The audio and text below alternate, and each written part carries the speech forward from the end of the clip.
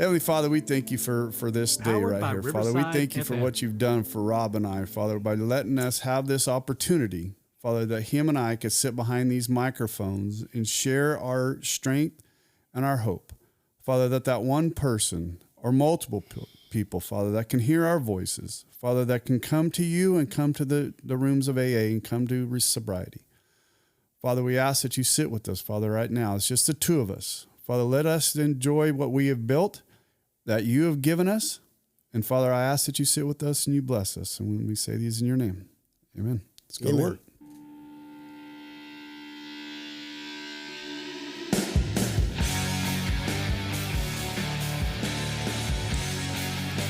I had that video on you that entire time. Not even me when I was praying. Why? I'm an idiot. I don't know how to do this shit, Rob. That's another statement. That is something I don't know. Where two or more gathered together in his name, he's there. There you go. There you go. Do you know that is a church? People talk about, hey, we know what Jesus says when two or more gathered together. That was when Jesus said that. He was talking about church discipline. Okay. He's talking about church discipline. So he's making sure if you're going to, we're talking about two brothers. But he says when you do that, people always talk about, but the real context was church discipline. And then the love chapter, 1 Corinthians chapter 13, love, love is kind, love is patient, love is all that. That is a rebuke to the Corinthian church. It's used at weddings, but it's actually a rebuke. Paul is telling, listen, all these gifts, right. But if you have all these and you don't have love, it's worthless. It's worthless. Absolutely worthless. worthless. He was actually ripping their ass, but we use it for, look how we use it. Right. Love. Right. So, hey, the two of us have not recorded, just the two of us, in a long time. A long time. Gulp. Yeah. See, and we recorded John last week, and John and Nathan, as you heard on the Nathan episode, I fucked up and I double booked, and I screwed up, and it is what it is. And then we recorded John's, and after I got done editing that one, I'm like, yeah, I don't know, John. I sent it to him, and I said, what did he say? He just said, he goes, I sound like an idiot. And I go, you don't sound like an idiot, John. It's fine. The one thing that threw me off with Johnny was I've heard him tell his story at Escalon, Oakdale. I've heard him tell it, and he's never jumped like that. He's it's been very rhythmic, great, powerful story. He jumped a little bit. But I don't think he sounded like an idiot, but he did jump. Well, that was his response, right? Yeah. I didn't say it. Like I said, and you and I spoke. No, that's what I mean. You and I spoke. He's going to be hard. Yeah. You and I spoke, and I was like, you know what? Let me go ahead and send this to him and see what he says. A worst case scenario, we'll throw another one together. It just, to me, it just wasn't. It wasn't going to do justice for John's story. No, because it's too good. Yeah, and that's what I want to make sure of is when John's story, especially what he's come from, and then him walking upstairs into the studio, it was just that was bad. When I went to pick him up. The door was open. I had to make a U-turn to get the passenger side to his house. He was already standing in the door with that fucking walker. And I was like, dude, I almost stopped and let the person behind me was, rear end my ass. And then he walked out to me. What a gift. Right. Yeah. And then, like I said, we'll see him walk up the stairs, and I mean, his story is just so powerful that I don't want it to fall and not be told correctly. Happens a lot of time as people come up here, but get behind these microphones. Some people come in scripted, but don't you think it's weird? Cause they say public speaking, we had a celebration of life, and Jason Ryan did a great job. I was asked to do the prayer on Saturday. Whose celebration of life? Brian Rowland. Okay. I actually they never did the prayer anyway, but getting up in front of people is always nervous. He's up in front of people all the time. You're just in front of 4 people here. I don't get the nerves. Right. Well, I think... Did we have nerves the first time, or has it just been so long? I don't think so, Rob, because I speak. I don't give a shit. I speak all the time. I mumble. I don't give a shit. The fuck do I care? I don't. So I can't. I think I knew what we were doing. Right. I knew we were talking to masses. When we first did that bullshit. Bullshit. No, remember our intros. Our intros and outros. Remember we're not affiliated with AA. That that kind of stuff. How many times did it take us to get that right? Because we were scripted. We were reading it and couldn't get it right. No. So we were probably a little bit nervous. We were a little bit nervous, but we got through it. Hey, when you got things like that in the camera, look at you. Hey, look at the right one. I'm cutting weight right now. I gotta you got a match this weekend. Next weekend. Oh, okay, so you're the Saturday, then we record Sunday. Yeah, the 22nd. I'm going for my first gi tournament, and then my birthday, December 11th, 12th, and 13th. December 13th is my birthday. My belly button. I'll be 53. I'll be competing at the Worlds in Vegas. Oh, you are going to do that? I'm going to compete at the Worlds. Okay, well, I could possibly be a world champion if I come back. It sounds like you probably won't talk to us no more. No, why? You probably won't talk to us anymore. You got that world title, and you're gonna escape. Never talk to us again. Nah, probably not. It's just So it is kind of nice just to have the two of us back right now. Yeah. What are we talking about? I don't know yet. Right what? Here. Hold on a second. There you go. There's those stupid leaflets not even leaflets. Well, who was I talking to about this the other day? You weren't the last Monday meeting, not this one, but the one prior. Their talk was, sponsor, take the guy through the steps, and then you'll hear, because we're studying the traditions, right? Right. Robbie, do you ever take these sponsees through the traditions? I said, no. Why the fuck? Oh, that's right. We just talked about that. Why the fuck would I do that? Yeah. Where's because on page 29 right here, it says, further on, clear-cut directions are given showing how we recovered. These are followed by 42, Right. So the steps. Right. Clear-cut directions. There's no clear-cut directions on how to work, right. The tradition. So I'm not saying knock yourself out. I don't do that. Right.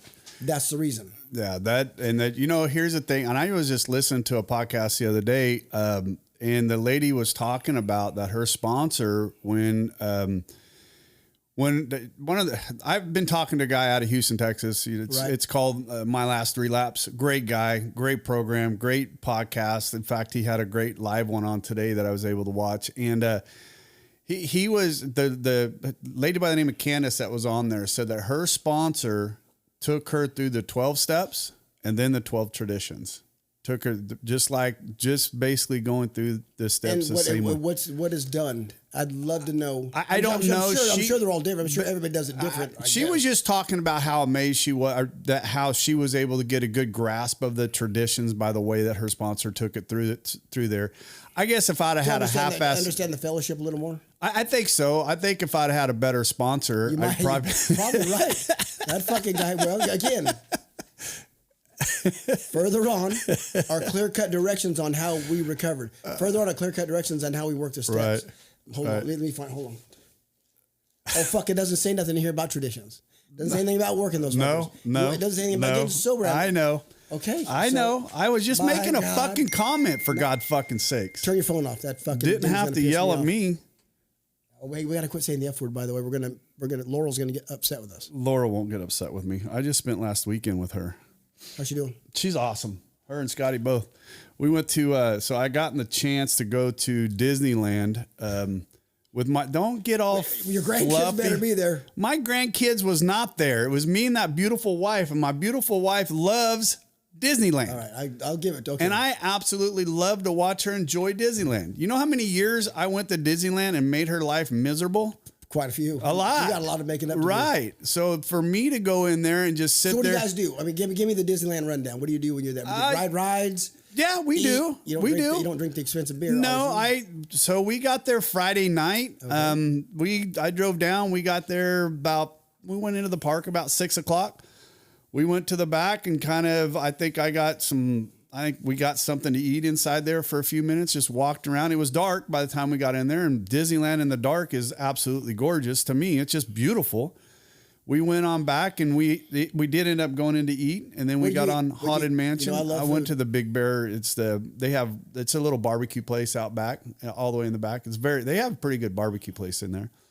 And then we rode the Haunted Mansion because it's still decorated for the Halloween. And then we walked around for a little bit longer, and we ended up riding Thunder Mountain Railroad. It was a new one. I think we ended up doing Pirates, and then we sat and watched the fireworks. And then we went home, and the next day we had Scott and Laurel, and we walked between the parks and just enjoyed the day.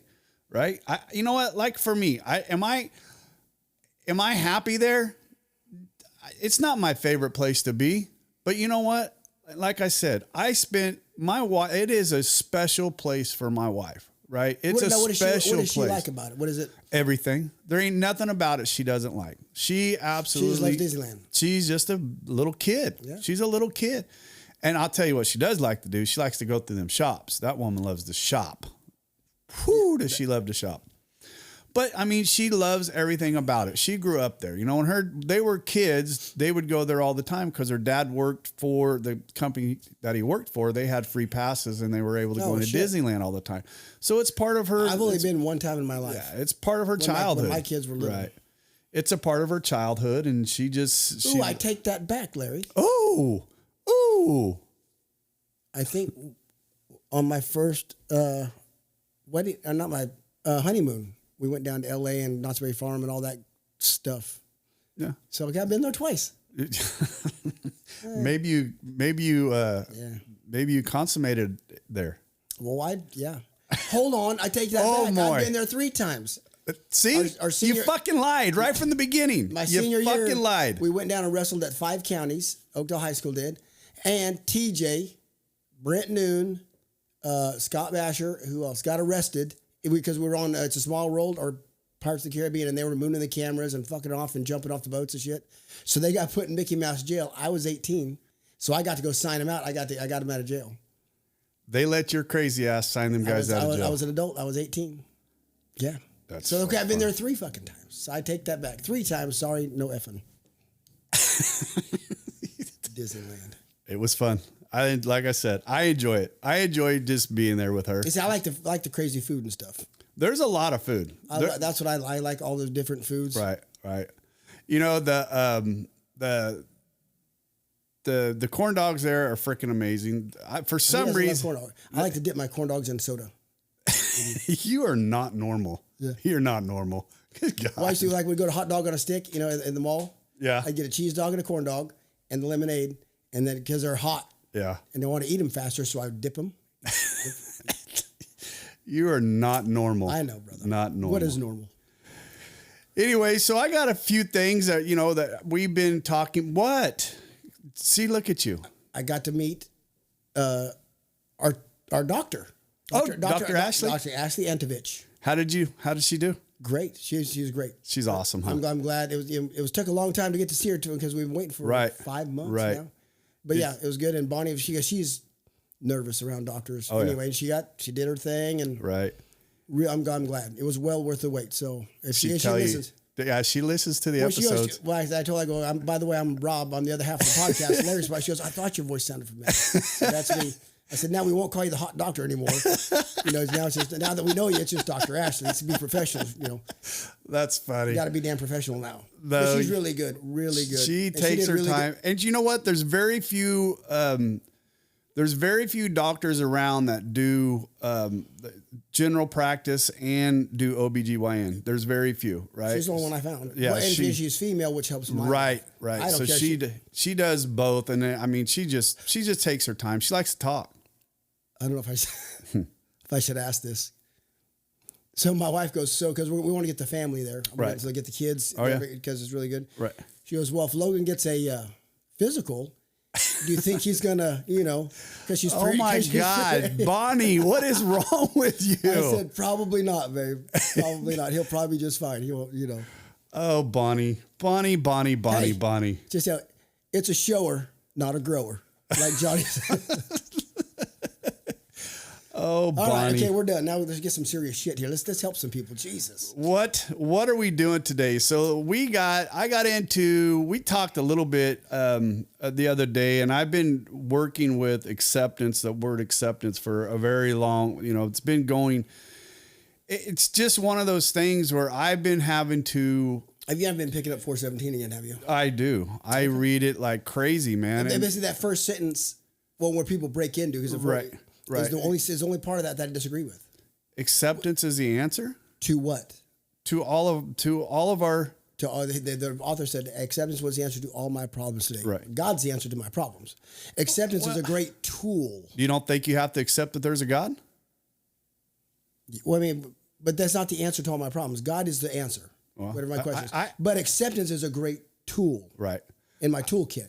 That's the only thing. But it goes back to living life on life's terms. You have to accept, right? You have to accept. You don't have to. If you want to be miserable. No. That's what I got. Discontent. I got a guy. We were actually talking about this guy last night on. We were talking about him last night during our meeting, and his name's Danny Lansdowne, and he's a Jason Allen. Chubbier though. No, he's actually thinned down quite a bit. Yeah. And I actually reached out to Kat to see if she knows this guy, because he's from down in the LA area, because I'm going to try and do my best to get this guy on the podcast. He does live YouTube stuff, and I'd love to have him here. But when you listen to him talk, he's just so powerful in how he talks, and the stuff that I get from him every once in a while. Sometimes there's so much nuggets in there, but he talks the way I need to hear people talk, right? And let me just play this a little bit. If you accept everything in your life being exactly how it's supposed to be, you're going to be fine. But if you want to bitch and complain about everything that's happening in your life, you're not going to be fine. You know, we go, that ain't fair, that ain't right, that ain't fair. There's only two fairs in life. The county fair and the state fair. With the gift of serenity that we get in this program, serenity doesn't mean that, like, I'm just going to float around and everything is awesome. No, serenity means that I got fears, problems, frustrations, challenges, and difficulties in my life. But I accept them all. Bring it. All of it. Instead of bitching and complaining about it. Bring it.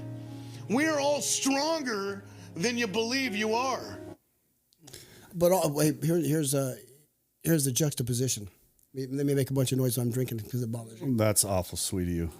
Oh. Anyway. Sorry. I got to get this camera action going better. Because you see that? Look at I'm flipping back and forth. This should be you're a nerd. My problem with acceptance was, because I mean, just what he said, everybody has a bad, it's the same as love and tolerance, right? You know, tolerance is not, it has a bad connotation to it. So does acceptance. I had a problem. Tolerance to me is I don't like the word tolerance. Who the hell wants to be tolerated? Yes, I don't. But so does acceptance, right? We don't hear hard times are coming, cancer's coming, whatever, you know, you got to be able to accept it. For me, the blessings that came were hard to accept. I held on to them very loosely. He talks because about I did not believe I deserved them. So we got to accept the good. Right. The great. Let this finish. Lay it down. What's his name? So far right now, you have a 100% success rate at getting through difficult times. Right. We've gotten through all of them. So far. And then, like, you know, job, car, money, someone talks some shit. Oh, this is so fucked up. That's Jason. Oh, yeah. Like, really? Yeah. Is it so fucked up compared to what you've been through in your life? So what are we bitching about? We accept everything. My mantra is everything is happening exactly how it's supposed to happen at this time. Everything is happening exactly how it's supposed to happen at this time. That way we could flow with life instead of resist life. Super important. We accept what we're going through, and some of it is a bitch. But we accept it so that we can, challenges and difficulties are made for us so that we can overcome them and become stronger. That's why they're there. That you don't become stronger when you bitch and fear and complain about it. You become a victim. That's right. That's right. Victimese. Victim mentality. Victim mentality. And that's, you know, I think the reason why this has come up so much for me, because I have a sponsee that I'm working with. We work through this same thing, acceptance, right? There's a lot of acceptance that he has to work through, that he needs to work through acceptance. I have an employee that I'm working with right now. He's having to learn to accept a lot of things. And it's just amazing to me that we that's been through the AA, that have gone through the steps, and we've worked the steps and we work them daily, right? It's amazing how easy it is for us to accept it. I shouldn't say easy, how much easier than normal people. Well, I shouldn't say normal people, but easier. Yeah. I mean, it's something that it's a tool. It is. It's a tool. It is a tool, but it's a tool you have to practice. Absolutely. If you don't practice that acceptance, right? If you don't practice that acceptance and start with the little stuff, right? Start with the little stuff by accepting your own character flaws, right?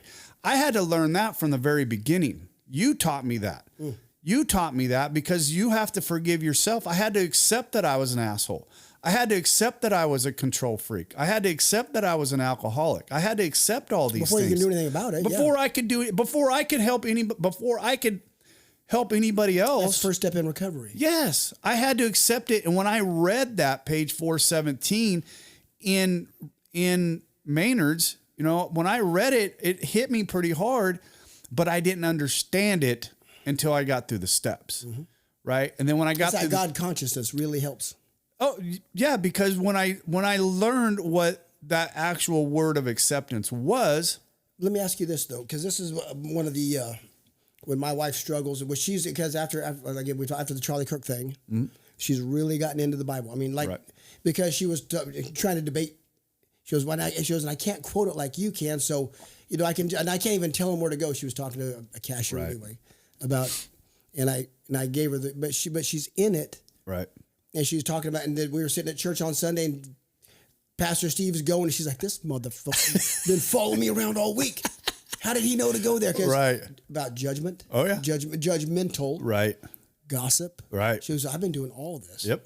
And she's feeling convicted. And then, so where I'm going with this is, she goes, she goes, you used to be this way, but now you have me. You have so much more grace. How is that for other people? Right. Because I daily, to the best of my ability, do inventory on me. Yes. And once I look at, oh shit, I don't, Right. Everybody makes mistakes. I just admit when my feet get wet. Right. No. Absolutely. And it drives me nuts when people don't, but oh shit. So when someone cuts you off, now depending on my spiritual fitness, depends on how fast that water falls off a duck's back. Sometimes I'm good. Sometimes it sticks a little bit, but when I'm spiritually fit, I'm good. But I'm always doing inventory on me.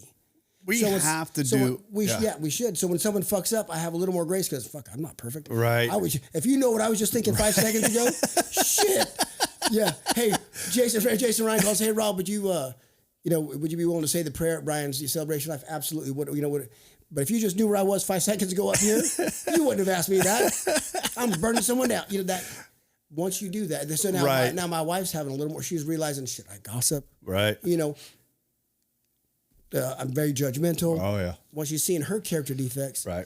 It's easy. It's easier to be graceful towards someone else because you don't walk on water either, motherfucker. No, we're only as sick, right? I think I heard this in one of the meetings that we're in. I'm pretty sure it was Chris up here in Waterford. He says, if I want to like myself the way I am, I have to accept people for the way they are, right? And for me to like myself, and I have to accept who I am. Today. I have to accept right now, just for right now. Well, it's only Tuesday. That where that comes from old Rob. Right. Rob's when I had guys call, hey Rob, and it's Tuesday, right. And they're worried. They're right. They're kicking themselves over Monday. Right. They got a problem that's going to happen Wednesday, and this is how they're going to solve it Friday. I'm like, hey, baby, it's only Tuesday. Except right now, it's only Tuesday. Right. Come on. Right. We were just literally talking about that the other day. Was talking to somebody. I go, listen, man, depression's the past, right? Anxiety's the future. If you live in right now and only deal with everything that's right in front of you, you don't have depression. You don't have anxiety, right? Is that easy to preach? It is absolutely easy to preach for somebody that's fighting with depression, Is right? it possible to practice? It is possible. You damn right it's possible to practice. I practice it every day. But it takes that too. We have to. And that's where acceptance is a practice because we're human and there's going to be days, you know what? I don't want to accept this shit. But I'm sitting there, I'm getting 8 hours of chemo and I feel like hot garbage and I don't want to accept this today. Right. But it is what it is. I'm just going to grind through it. And then tomorrow, but just get through tomorrow. Right. Just get through the day. And then tomorrow is going to be maybe a better day. But, it's in the more how you practice. There's just some days where, fuck it. I don't want to accept it today. And it goes back to me spending those 2 days in Disneyland. Yeah. Right. I just accept it. This is what she wants. I have to put my character flaws to the side. I have to put who I am. And it's just today. It's just today. But you don't have to. You get to. No, for sure. Absolutely. No, absolutely. You're right. Words matter. When we do that, we can, if we want to, enjoy the day. Right. And I did. I ended up having a great time, right? I in had pain, I was still had a good time. That's my next It was question. fucking miserable. I actually ended up getting a scooter. I didn't really Fucking want to. Just like them fat chicks. Yeah. God damn it, Rob. Who can walk, but they're out there. Damn it, Rob. What? Oh, my God, Rob. We're going to get... I'm sorry. I'm sorry.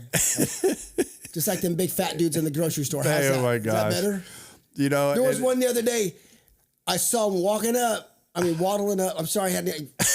Whatever. I don't care. I don't care. Rob Don, stop it. All right. Stop and then he gets on one of those and cruises around. Listen, if you did more of the walking, right, you wouldn't have to do so much of the writing. Right. Because they don't get that way overnight. No. And then he looked at me and goes, hey, listen, son, I got an eating disorder. I said, I know you disordered too much food, motherfucker. Stop it. You stop that shit. Sorry, I'm just kidding. Oh, my God. Yeah, I didn't say funny. that to him. I mean, there was a guy, but I didn't say that to him. Right. So that was all a joke. Right. Not the guy wasn't, but what I didn't say to him. Right. There you go. Hey, don't call me and ask me to pray on a celebration of life because I was just thinking of that. But I didn't say it. Right. 15 years ago, right, might have popped out. Might. But who am I? God, you know, I heard right. God bless him and change me. Change me. That's that's another one. That's another part of that acceptance, right? I mean, I got to accept that person for the way they are.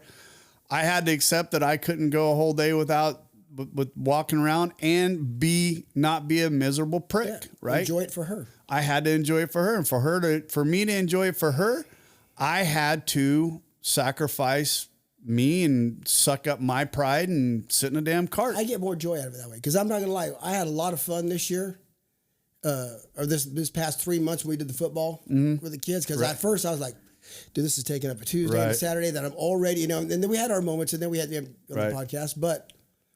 Especially the times where you were gone and it was just me on Tuesday practices. It was fun. Well, I mean, we had fun. We didn't do football. We did football stuff, but it was just like schoolyard football. We had races and we just made it. It was a great time. It was fun. Because I minused Rob and Rob's ego and Rob's what Rob wants and all of Rob. The minute we take us out of situations. Hey, I can enjoy this because. Take us out because we don't want to do shit. I know I don't. For me, I want to fucking sit on a bag of ice and try to get the pain to go away, right? That's all I want to do. That sounds painful. Right? That's all. That's it. So for me to Why get don't up, you just get like a frozen bag of peas and stick it down there and go for a walk? Because my balls didn't shrink up far enough already. If I put a bag of ice down there, it'd be even worse. I can't do that. I can't do that. Hey, listen. You sound right. I want to make amends to anybody on little scooters. Oh, see, it hit you that fast, didn't it? Sorry. It hit you that fast. Sorry. Please, that was wrong. Please forgive me. That's funny. That was wrong. Sorry. You could see how sincere he is in his face now. No, that hit you pretty fast. You didn't even drive home for that to hit you. It's wrong. It is. Even though it crosses your mind, it's wrong to say. It's just you don't know what you don't know, and you don't know what someone's walking through. Right. It always takes me back to flipping Jay at the Primary Purpose Fellowship when I was 7 months sober. At a Saturday morning meeting, there was just 8 men, and he had us all write. Okay, what are you walking with? What is the main thing that you're struggling with? And now write on a piece of paper, fold it, put it on the table, and then everybody walks around, changes seats, and grabs what's in front of them, and you have a choice. This is like a exercise of God. Yep. I've heard you talk about this before. Ask God to give you this, or you can walk with what you got. And I was like, and like I've already said, this guy, whoever it was in there, I know who it was now. I didn't know then, was struggling with colon cancer. Oh boy! I folded that fucker up. I'll take mine. Hey, let me have mine back. I'll take my jock itch back. You can keep the colon cancer, my man. I'm good. But you don't know. Right. And then, but looking at the man, you would never know. Right. He doesn't. He didn't. Just like when Jesus was talking about it. When you fast, not if, but when you fast, make sure you're washed, make sure you're clean, so you don't walk around with a long face. Right. He didn't carry himself that way. Yeah. What a gift. But when I think of that, when I say shit like that, right. And you see people like, listen, right. Push you away from the table, bud. You don't know that, right? Because Jay taught me that, right. So yeah. And it goes back to what I was saying is that those. Sorry. It's okay. It's okay, Rob. I think everybody will forgive you. But it goes back to what I said, that acceptance of swallowing my pride and just accepting what I'm dealing with, right? And knowing that there's a path now. I saw my doctor down in San Diego. We have a path. There is something it is going forward. So you know what? I've had people are like, you don't even show that they're in the pain. Okay, but you don't now. understand what I go through when I go home at night. But right? how much, because tell me if this is true or not in your life. If you're still wasn't, because I know what it's like to walk daily pain and like, shit, there's no answer. We're not any closer. So I know tomorrow this motherfucker's going to still be here.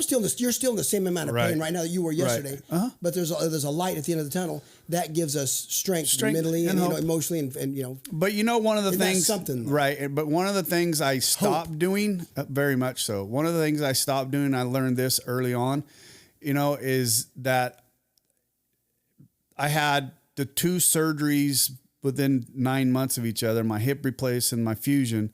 And I still had a tremendous amount of pain, right? So, and in my mind, SIs. right? And in my mind, that should have fixed the pain that I had, right? But it didn't. So that depression kicked in, right? Acceptance. Right. And I struggled with that for a long period of time. Expectations too. You had expectations. That's what I'm going back to. That my expectations of where this should be gone. I should be back on a bike. I should be back to working out. I should be back. Why am I going through this?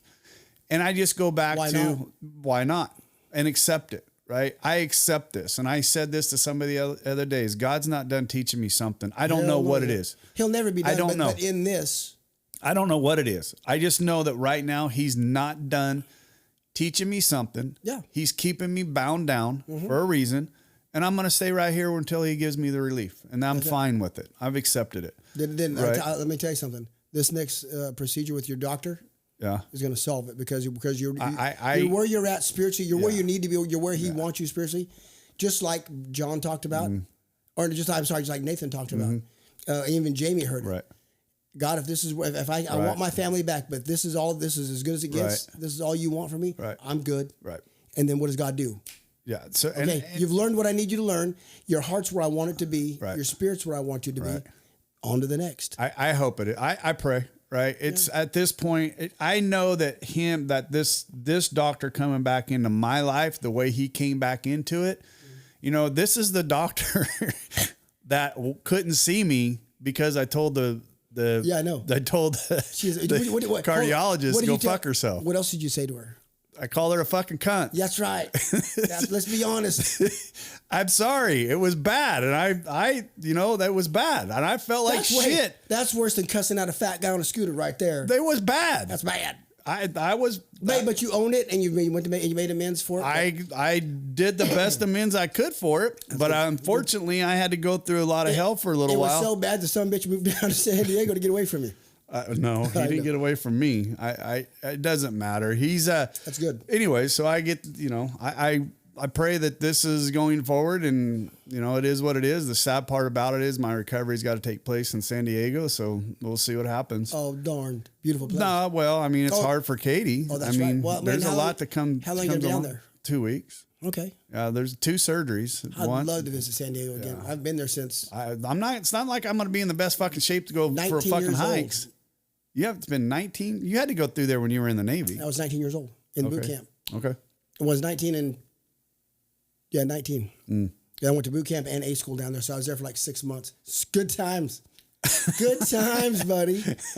Way before 9/11, so you could go. And down there, if you wanted to go to Mexico, you just walk across. Right. And they could always tell the college kids. The donkeys. I never found one. You looked. We told the cab driver go. And fine, I was the only one who my buddy Smooth just texted me today because he lives in Arkansas. Good buddy of mine, went to Navy together. He lived with me for a while, but we were together and they were all really drunk. And finally, I say, "Hey, listen, pard, you've been taking us around in circles. Just go ahead and drop us off there. I know what you're doing. I figured it out. We never did find that donkey. They never found the donkey. Should we even talk about that? That's terrible. That's horrible. You're horrible. Everybody's thinking about it though. We just say what people think. Gutless turds. We need problems to overcome, to build self-esteem, self-worth, to rise, grow, thrive, become stronger. We need problems. They're actually opportunities. But if we feel like the problem and the things that we're worried about is like, I don't have my kids, turn it around. You have an opportunity to get them. Right now, I don't have a job. Great. Now you have an opportunity for new experiences to be able to grow and thrive. I don't have enough money. Great. Now you have an opportunity to go make some. I don't like where I'm living. Great. Work your ass off so you can live somewhere else. A problem is never a problem. It's the way we feel about the problem. And some people get stuck in the problem like I did for 25 fucking years. Yeah. And my problem was you. Me. Right. It's like, This what's the right here. problem, Danny? Right here. Nouns. What do you mean nouns? People, places, and things. Right. Nouns are the problem. Until I recognize I'm the problem. Right. And my fear of problems, and my anger, and my hate, and my judgment, and my blame. That's the problem. I love the steps. Yeah. To listen to that guy right there, like I said, I've listened to his story, and for him just talking about I was the problem, for a man to come from where he come from and to sit in front of a group of people and say I was the problem. If a man like that can do it, a pissant like me can do it, you know, and anybody can do it, to sit back and go, the problem isn't out there, right? The problem is no longer out in front of me. The problem is behind my nose, right? It's you, when you start recognizing that most of the problems in your life start from behind your nose. And you own it. And you own that. Life Yeah, that's freedom right there, though. Then It you is. go, holy shit.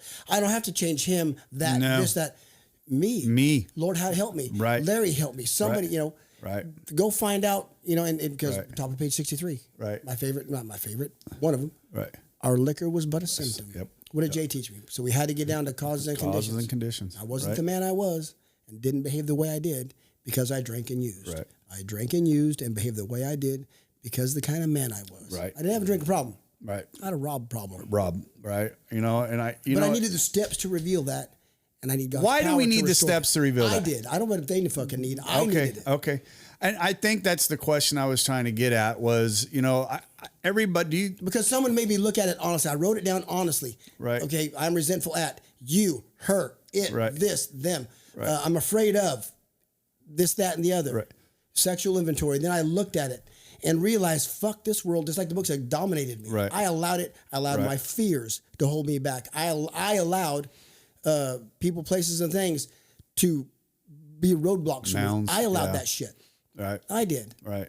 I didn't have to. I chose to, and then I drowned it, and then you put three. Okay, well, fuck me, and then you start looking. Jesus, if I want to get down there, Right. look how much I got to walk through. Right. The easier, soft way, just grab that bottle and go. Right. And then just blame everybody else and be Right. a victim. But Victim. then once the alcohol stopped working, Right. and you know, and we got to that point of, Right. you know, we were in that pain. Right. You know, the beautiful pain.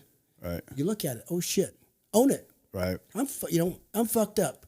Can you help me? And this guy was, and then you got this old man across from me who looks so put together. Right. He starts telling you some of his shit, and you're like, so I'm leaving. You know, you're crazy. Ain't so bad. And he did it. Right. And then he looks at you with tears in his eyes and love in his eyes for a young man he doesn't Right. even, you know, he just met, and I'll help you. And you know it. Right. Okay, I'm in. I'm Right. in. I'm all in. Yep. Show me. I'm all in. You're right. All in. You know, it's just, I think one of the reasons why I wanted to bring these two topics up today is because of you know, I've had to try and counsel a couple people, and I'm going to try and be very cautious on how I speak here. You know, shit. Go ahead. Legally, I need to. Oh shit! I mean, I've had to try and counsel. limitations. I've had to try and counsel a couple people recently, and it's just like, you know, I wanted to so bad to, you know, talk to him about the steps, but I'm in a professional atmosphere to where I can't. Right? I can't, and I wanted him so bad. Why? You know what, Rob? There's. I'm not saying. I'm just asking.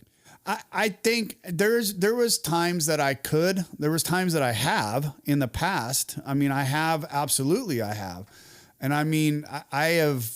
But I mean, he's such a troubled human being that I can't. I got you. He's just not. Pray. That's all at this point. It's all I can do. Let me ask you a question though. I had to let it go. Dealing with your pain and stuff like that with surgeries, how have you tempered, or what do you do to temper your expectations? You know, because expectations lead to resentments and disappointments. They can, you know, I mean, if they're not met or if they're too, but we're human. But what do you do to temper your expectations? Like with your surgery, man, once I have these two, I'm going to be able to, you know, kick ass and go compete. Like, you know, like old Rob over there. Yeah. That's, just don't have the expectations. I don't for this one. But how realistic okay? I don't for this. Well, and I don't even know for sure if it's going to happen. Right. I don't. There's not a surgery date, so I don't have expectations. I do know Tuesday. It's going to happen. I'm pretty sure it's going to happen. But I mean, how have I tempered it before? You know, it hasn't. Right. It hasn't. I haven't tempered them very well. You guys have witnessed my ebb and flows in the rooms. You've seen it. You know, I hide my pain tremendously. I talk about it a lot. I think that helps me with the hiding of it. Oh yeah. I'm not afraid to talk about it because I'm fucking miserable. But I don't have a choice to stop. I won't stop. Because if I stop, the depression will get worse than the pain. I promise you that. God can hit a moving target. Yeah. It's hard for depression too. To hit keep moving. I promise you, if I stopped and was like, oh, poor me bullshit, and the depression would get so bad where that's when the resentment and everything else would start to kick in. Right. So I don't have a choice but to keep going. And guess what? I'm not the only human being in this world that's fighting with this kind of a pain, right? No. I have to ask myself every once in a while when I see somebody else that says they're in pain, I'm like, are they as bad as I am, right? Are they as bad as I am? I would hope not, but I'm going to pray for them. That's be my thing. Right. And I don't know if I am or not. I don't care. I know what my pain threshold is. I know where I'm at. I know how I deal with it. And how I deal with it is I just keep fucking moving. I don't stop. You know what I used to do? Even though COVID was going on, it was 2020. You know, the last half of 2020, I was going through cancer. So it was hard to get out. You still had to wear a mask. And the good thing about the mask thing, you couldn't tell because I'd be all sucked up. Yeah. But I would try to make somebody laugh. Like go to the store and get some just to get out in the fucking sun. Right. And like you said, are they in as much pain as me? Right. There was no one I came across that wasn't feeling the way I was. I guarantee, you know, they were going through, you know, stage 4 cancer treatment. Anyway, but if I could make someone laugh, even with the mask on, you know, and going through that situation, for that moment, for that fucking brief moment, you felt better, and I didn't feel, you know, that the pain, you know, just for a moment, but man, I didn't have to words. I built something for Patrick. For his shop. Was that what that was? That bench. Yeah, he's got it all painted. It's awesome. And then Miranda just sent me, she wants me to build a porch swing for her. And so these are the things that keep me going. I mean, is it, you know, and well, they get us out of self. I have they to. They get us out of self, which is the gift, which is sponsorship, which is this book tells us, get out of you, get into, pour yourself into something or somebody else, you selfish prick. And that's what I mean is I can't sit around and worry about the pain because the pain ain't going to go away. No. Again, you know me, words, you won't sit around. Absolutely not. I won't do that no more. I can't do it. I did it for a long time and I became a fucking alcoholic. Right. And pour me a drink. Right. And I just don't, I'm not going to allow myself to get back into that hole ever again. Right. I don't want it. And when I feel it, you know, Katie and I don't know, 2 or 3 weeks ago, we were sitting here and I was fucking hurting and I got to get up and do something. She's like, why? And I'm like, I just got to go do something. I have to feel accomplished doing something. I took the garbage out and came back. I was like, okay, I feel better. Just something simple and stupid as that. And it just, but I have to stay moving. Otherwise I'm going to sit there and put a fucking hood over my face and head and cower away. And I don't want to do that. You know what else is good once you get there? I got a wrestling mat in the garage and me and Logan bought a dummy, a grappling dummy. I'll go out there. Does it have arms and legs? Oh yeah. Those dummies are funny. I choke him. Butterfly. How much does it weigh? Oh, it's about 60 pounds. Okay. It was a $600 dummy. Though those things aren't cheap. Yeah, I submit that so much, but I want to just go out. I got dummies that are cheaper than that work for me. No, I'm not. None of my Brad. Brad. If I mention Brad, will know who we're talking about. I'm not going to mention any dummies that we got, but they're out there. All right, Mr. Rob, we put in some time, man. I appreciate it. I hope this video comes out. So I don't know. Learned? Expectations suck. Well, don't. They need to be tempered, or they can lead to disappointments. Right. And resentments, right. which is not healthy. Right. But we're human, so we need to learn to temper them. Right. What does the book of James say? We went through this at church. It says, a man who go, I'm gonna go to the far, I'm gonna go to this far town and I'm gonna do business. Right. Then James says, what you should say is, if it's God's will, I'll go here and do this or that. Right. Lord, if it's your will, I'll do it. If it's not, put a stop to it, whatever. Right.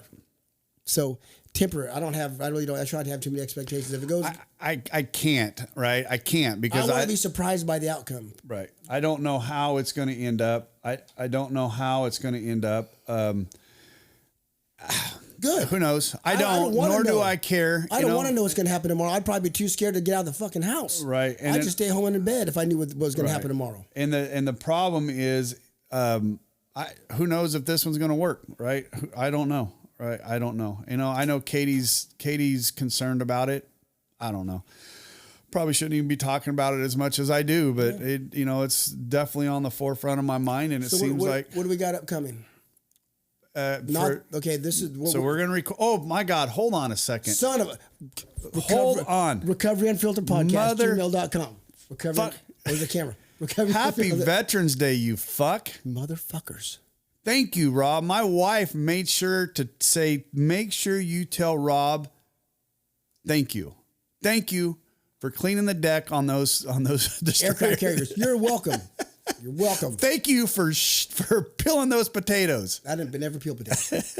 So I text Derek and Mike. Yeah, Mikey, and I said so because they're Marines. Right. Fuck the Marines. Whatever. Hey. Whatever. Anyway, I know I love the Marines because we gave them rides all over. Love them. So here's what they said. I said, Happy Veterans Day, my brothers. You're welcome for all the rides I gave you. Derek says, thanks for taking us to the battlefield. Ha ha. Mike says, Happy Veterans Day, war dicks. That's funny. That is funny. Let's get out of here, brother. All right. Thank you.